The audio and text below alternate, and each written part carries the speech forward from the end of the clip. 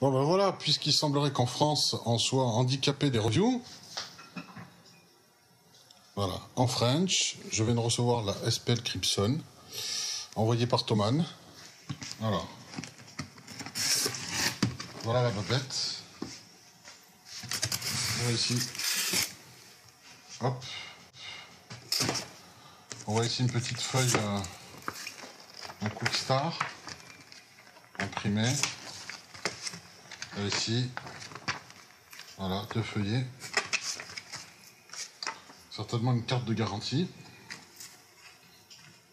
Manufacture garantie, oui, c'est ça. Le bloc secteur. Et la carte son. Donc on enlève. Ici, on déballe.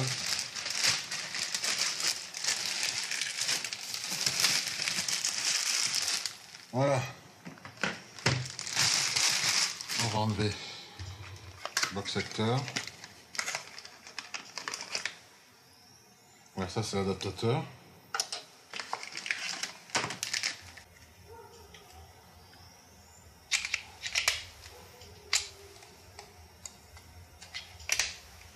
Ben voilà, ça fait. Ça tient. La suite, on les teste. Alors ici, on voit que je n'utilise que du classique. Avec la Cripson, j'utilise un micro SM57 avec son filtre anti-pop et un casque Beyer Dynamic DT770. Jusque-là, tout va bien.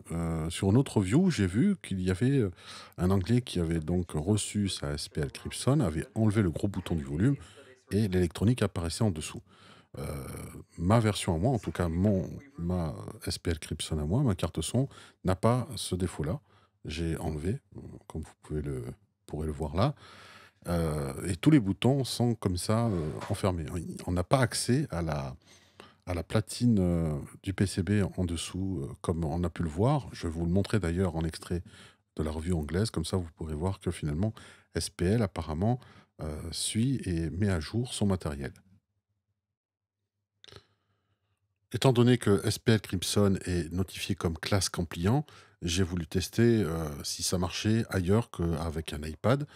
Je fais référence évidemment à Android. J'ai testé dessus avec le logiciel de chez Audio Evolution, USB Recorder Pro, pour voir si cela fonctionnait. Eh bien, ça fonctionne, comme on va le voir maintenant, grâce à un OTG câble, un câble OTG pour la transformation. Et à partir de là, j'ai fait un bout d'enregistrement et on va voir ce que ça donne.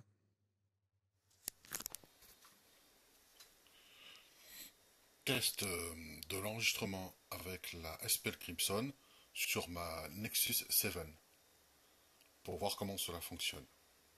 Test terminé.